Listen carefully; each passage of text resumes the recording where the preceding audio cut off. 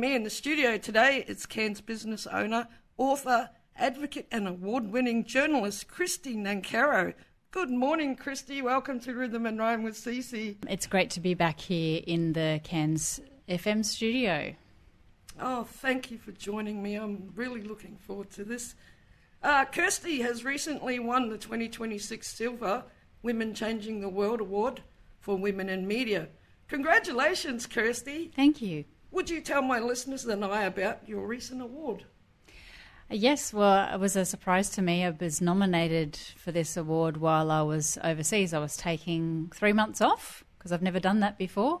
And my husband and I decided to go exploring for a while. So we started in Canada and finished in Singapore and did a whole bunch in between. It was a lifelong dream of mine to hang out with sloths because I'm a very busy person and I liked the idea of having inspiration to slow down. So went to Costa Rica, went to Jordan, which was amazing, Turkey, Philippines, Vietnam. And along the way, I think we might have been in Vietnam and I got a notification that I've been nominated for the Women Changing the World Awards.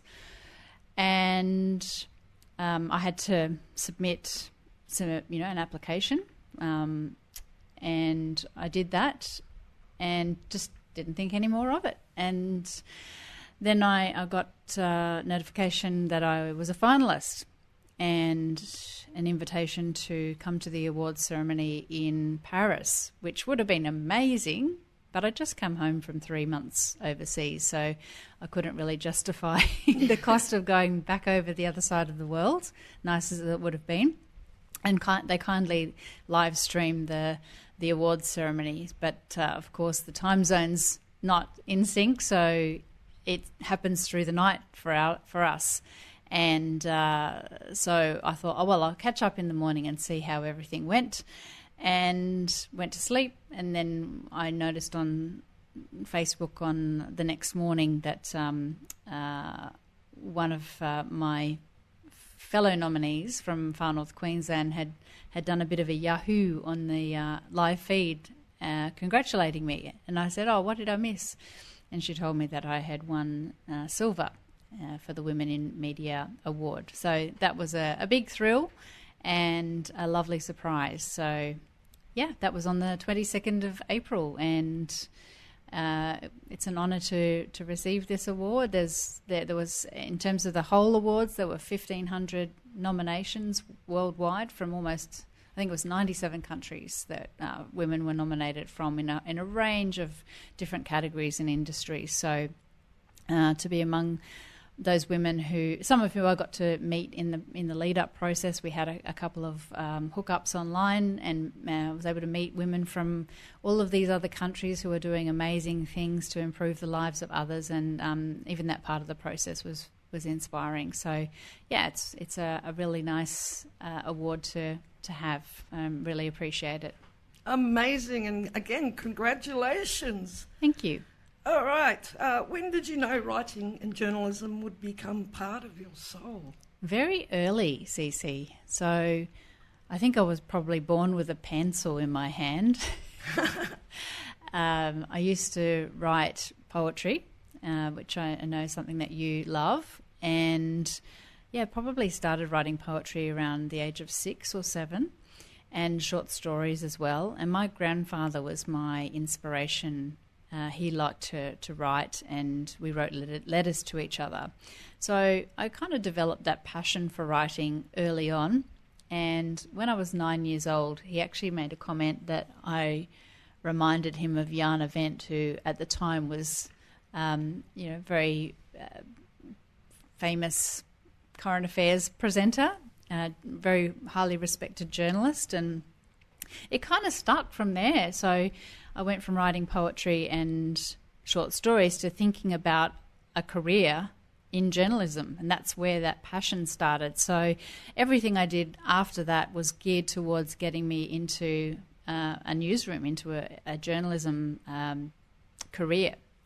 So yeah, that's really how early it was for me, knowing what I wanted to do and that passion, and it never really went away. I was the editor of the school newspaper, and then as soon as I finished high school, I actually got into a very highly competitive communications degree in Sydney, where I grew up.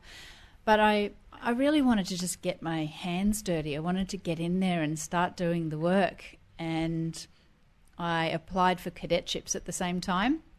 And I'd gone to the first 3 days of university, and then I get a call for a job interview with my local paper, the Blacktown Guardian.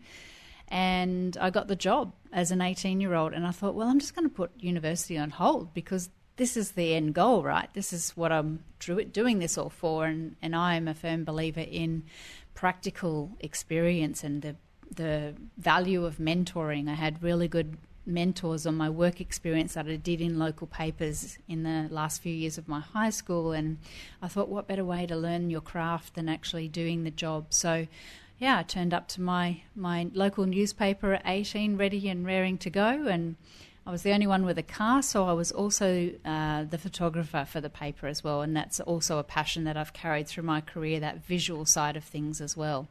So that's where it all began. Excellent! That just sounds like the most awesome way to learn, isn't it? Just to be thrown in the deep end. And it certainly is. You have to think on your feet. You know, you're dealing with deadlines. You're dealing with all sorts of different pressures, but also it's very exciting because, the great thing about being a journalist or an interviewer is you get to meet lots of people and learn lots of different things, and come into situations that you may not have access to otherwise. So if you're a curious person, I think it's a really great career. And for me, my motivation was always helping people. So we were on a community newspaper, which also won an award the first year that I was there. We weren't attached to the Fairfax or the News Limited. We were an independent newspaper, and we really took our role as part of the community very seriously. So we had initiatives like Dog of the Week, where I'd go to the pound and pick a dog and feature it for the week and get it rehomed. And I actually started a column for long-term unemployed people as well. I thought, the back of the newspaper is full of job ads, but we never see people who are looking for jobs. And I thought, let's flip it. Let's get to know people who are looking for jobs, and we'll feature them and get them a job. And that worked quite well as well. So, yeah, I really loved my time on community newspapers, but my ultimate goal was to work for the ABC. So once I actually went back and did a degree, I was able to open that door and ended up moving to the middle of Australia, Alice Springs, to start my career with the ABC. Alice Springs, well, that really is out of the way, isn't it? It is, but once again was a really great learning curve because you do everything there. I started as a radio journalist, but pretty soon we were doing online because the internet was growing in popularity and people wanted to read their news online. So I was writing for radio but also online, and then they said, well, you have to be a bi-media journalist these days, so had to learn how to write for television and convince people to go on camera for the news stories. And yeah, you just end up learning so much by just doing the job and learning as you go and having great mentors around you. And that's exactly what I have here at Cairns FM 89.1. We've got the best team here. Okay, my next question is, tell me more about your work and what it means to you. So I've moved a little away from traditional journalism in the last few years. I did find it can be quite taxing, like many careers, and it did catch up with me. So I had to take a career break, which is how I ended up in Nepal, which I'm sure you'll ask me about a bit later. But I really loved the idea of training people, mentoring people. And I'd done this throughout my journalism career, paying it forward for what I'd been given when I was a young journalist. And I had a real passion for it. So in 2017, I decided to start my own business called Regional Media Training. And that was designed to help kind of connect the dots, because sometimes people don't know how to engage with the media. They might be a little bit scared about it, or they don't know where to start. they've got great stories to tell, but we never get to hear them because they're not making that approach or they don't know how to. And then on the other side, as a journalist, we get frustrated sometimes with people not getting back to us or, trying to avoid talking to us. And I thought there's a real niche here to connect people who would like to get their stories out in the media and make it help them present the information to journalists and be aware of the environment they're working in so that they can get a better relationship happening and get their stories out there and also know how to handle themselves in an interview, because it can be quite nerve-wracking. There can be some intimidating interviewers out there, so just giving people the tools really to have confidence to go and speak in an interview as well. So that's really what I'm doing now. I'm helping organisations and individuals to build their confidence with doing interviews, with presenting in public as well. I'm also an MC and facilitator, so I was doing the event for the Queensland Small Business Month for the Queensland Government here last week, which was really interesting. Learnt a lot on that day. And I'm an author as well, so yeah, but in terms of my work, it's media training. I travel around the country doing that work. It gives me a great deal of pleasure. And I was also teaching video skills for many years with another company that I helped start, Emotion Video Training and Production as well. So that was a really joyful 6 years as well. Wow, you are amazing, aren't you? Very busy woman. All right, if you've just joined me on Rhythm and Rhyme with CC, my studio guest is Kirsty Nancaro, the author of Himalayan Dreams, an award-winning journalist with over 30 years of media industry experience. My inspiration to try radio came from the former Triple J newsreader Naz Capanella, who went all the way to become the ABC's National Disability Affairs reporter. Naz lost her sight at age 6 months, and she allowed me to believe and to dream the impossible could be achieved. All right, let's continue on. This is me trying to focus people. Speaking of Himalayan Dreams, Kirsty, you told me that this book is available as an e-book for the vision impaired. Yes, when I initially launched this book, it was a hardcover book or a paperback novel and also an e-book. But now I really wanted to reach a much wider, more diverse audience. And so last year, during Low Vision Awareness Month, I launched the audiobook version of Himalayan Dreams and at the Cairns Library. And I did that with the help of a federal arts grant, and my former ABC colleague Richard Denon very helpfully and skillfully and painstakingly recorded me reading the entire book, which is quite lovely actually to read the book. It wasn't quite in one sitting. We did about three sittings over a weekend, and it was sweltering down in Innisfail in his studio there. But I really wanted the book to be accessible by as wide an audience as possible. And I know that a lot of people don't actually read physical books anymore. People don't have the time, or they don't make the time to sit down and read a physical book. But also for many people, it's not an option, is it? It's people wanting to access information and stories through audio, and that's why radio is so wonderful, because it's we're constantly painting a picture for people with our words.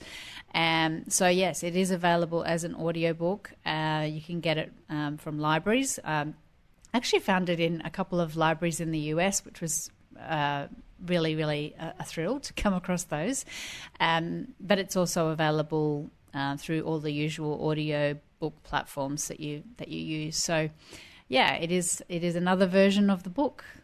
That is really, really great that people are starting to think about people like me that have trouble with the electronic media. The Vision Australia Library has plenty of titles exactly like Himalayan Dreams on audio. I don't know if you've put that into Vision Australia I wrote to Library. them at the time. I haven't checked whether they have put it in the catalogue, but I certainly let them know at the time. So hopefully it is in there. If not, request it. Anyone can request that they do get titles into their library. So if you don't find it in there, then please reach out to them and request the title, and I'm sure that they will make that happen. I definitely will. Can you tell us a bit more about Himalayan Dreams and what it is about? Absolutely. Well, it's actually a homegrown Cairns story. You probably wouldn't imagine that from the title, because the Himalayas are very far removed from Cairns, except that we have the amazing Som Tamang, who lives here and has called Cairns home for a lot longer than I have. He's been here nearly 23 years. And I met Som after the 2015 earthquake in Nepal when I was at the ABC here in Far North Queensland. And I interviewed him as a Cairns resident who had been impacted by this terrible natural disaster. It claimed 9,000 lives and displaced hundreds of thousands of people across Nepal. Som comes from a village called Batasi, which, as the crow flies, isn't too far from Kathmandu, but it is up in the foothills of the Himalayas. It's about a 2-day walk for you and I to get there, about a 6-hour run for him, and a very rough 40-kilometre round journey in a 4-wheel drive. And the landscape is very vulnerable there. It is very prone to earthquakes, so unfortunately, a lot of the buildings in the villages across Nepal had collapsed. So the school that he had worked really hard to build up from grade 5, which is where it went when he went to school, to grade 10, was completely destroyed. The children's hostel that he had worked tirelessly with the help of the Cairns community to get built was destroyed. And there were a lot of children who lost one or two parents in that disaster. So the help that he was giving with providing education and a safe place for children prior to this disaster, the need just went up, tenfold. And I became interested in the work that he did. His organisation's called Friends of Himalayan Children. And having covered lots of natural disasters in my career at the ABC, I knew that there's generally a pretty big outpouring of support at the time these things happen. We saw that with Cyclone Jasper here a couple of years ago, where there's lots of boots on the ground immediately after the disaster, people just getting and giving lots and lots of help.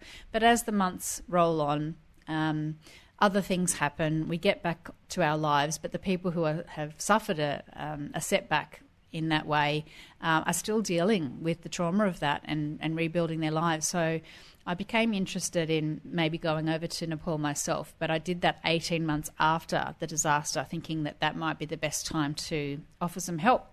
And I remember having a conversation with Som. I said, I could cook or clean or rebuild, whatever you need me to do over there. And he said, no, I want you to teach journalism in the school, because some of these kids will never have seen a newspaper, and it's a vehicle for teaching English.